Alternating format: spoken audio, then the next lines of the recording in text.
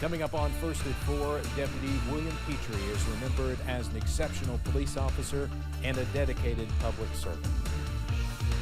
And a vow to retake captured areas, the latest on what's happening in Ukraine. We've got a stormy forecast on the way as we head through this short work week. The latest on severe weather potential next as First at 4 starts right now. Dedicated to Eastern and Southern Kentucky, this is WYMT Mountain News First at 4.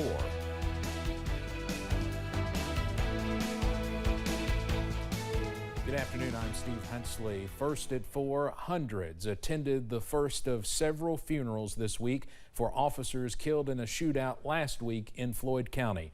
Deputy William Petry was described as a hero today who loved the people he served and his family.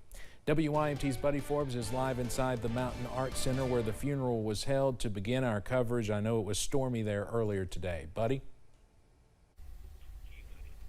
Yes, Steve, today was the first of, well, many mourning days here at the Mountain Arts Center as people gathered together here to remember the life and service of Deputy William Petry, the fallen officer.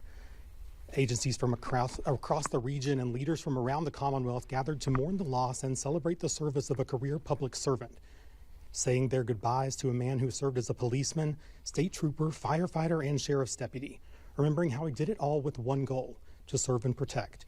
While his death is not what anyone ever expected, those who love him say the real focus during this time should be on his legacy of love. His love for his family is what we'll always think of the thoughts about in our office, and how he made every day, he lived every day for his family. Steve, there were very few dry eyes in the house today as the procession started to make its way toward his final grave site. You know, it's been very packed with emotion here in Floyd County. Buddy Forbes, WYMT Mountain News. And obviously it's emotional for us too, and you could see it there, and especially with William Petry, because many journalists worked with him through the years. Especially, we're going to have more on that in a moment.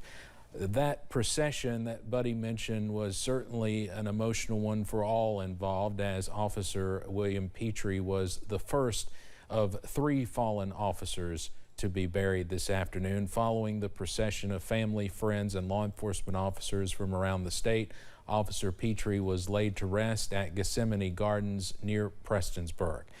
Keith Bartley, the Floyd County attorney, says he is grateful for the outpouring of love and support from the community under such terrible circumstances.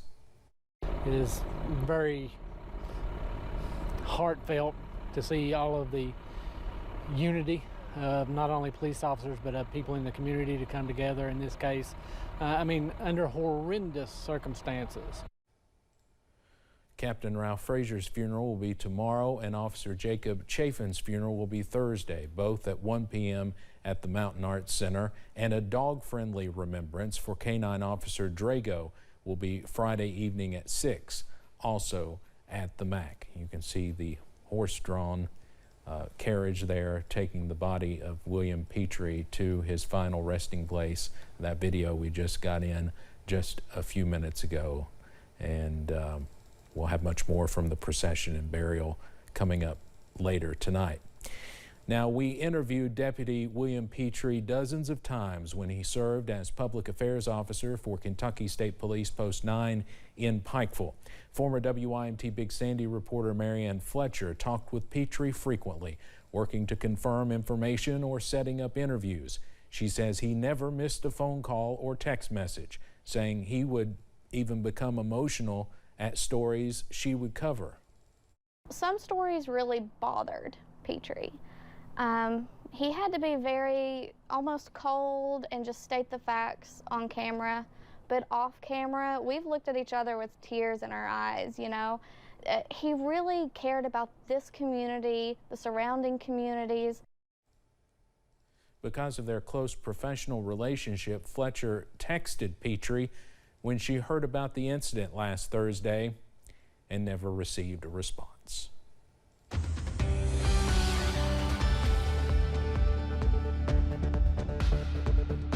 And keeping an eye on strong to severe thunderstorms pushing through the region right now. The good news, we currently have no severe weather, but we are continuing to watch strong thunderstorms pushing through the region. Our camera from Pikeville Medical Center, they did experience a severe thunderstorm not too long ago. It has dropped their temperature from near 90 down into the 70s at this hour, right at 70. Areas where we have not yet seen the strong storms, but one in the distance there from London Corbin Airport, they sit at 89.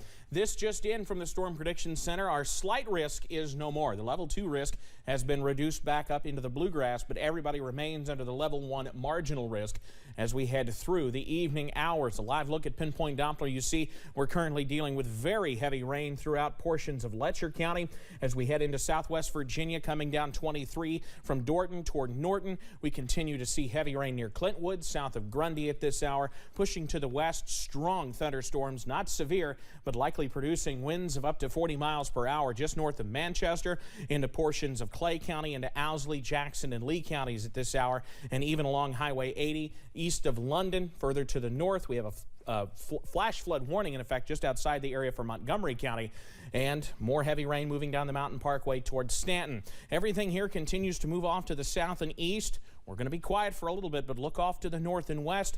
Up towards the Dakotas, more severe weather possible. Temperatures dropping where we've seen the rain into the 70s, where we haven't seen it, upper 80s and low 90s. So keep that WYMT weather app handy as we head through tonight. Many of us will be dealing with showers and thunderstorms as we head through the evening.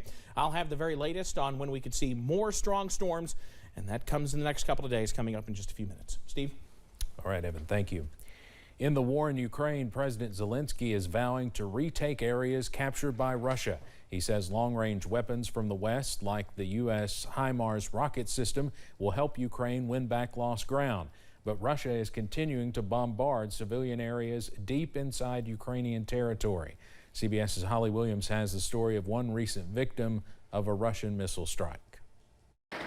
Vera Maximenko was a retired schoolteacher, killed in her own home by an airstrike on Saturday.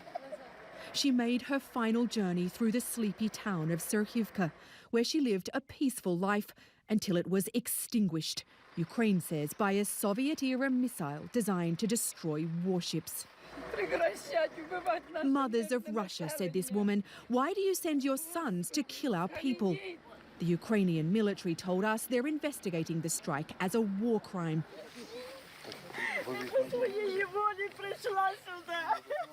But Vera Maximenko's friends and family are struggling to understand why this old lady and this small town would be targets for Vladimir Putin's army. For 37 years, she worked as a teacher. The kids loved her, said her friend. Evil people came to our country and brutally killed her.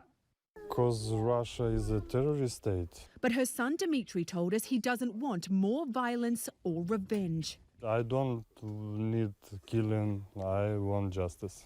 For your mother? Yeah. Holly Williams, CBS News.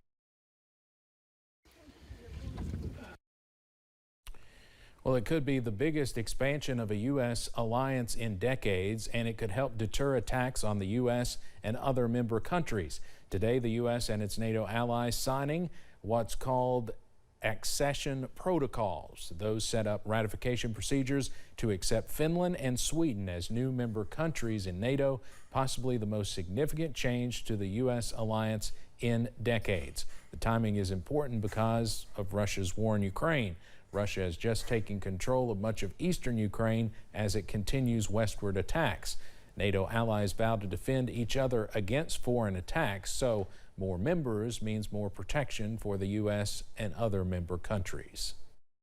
At the summit last week, Allied leaders agreed to invite Finland and Sweden to join the alliance. NATO ambassadors have just signed the accession protocols for Finland and Sweden.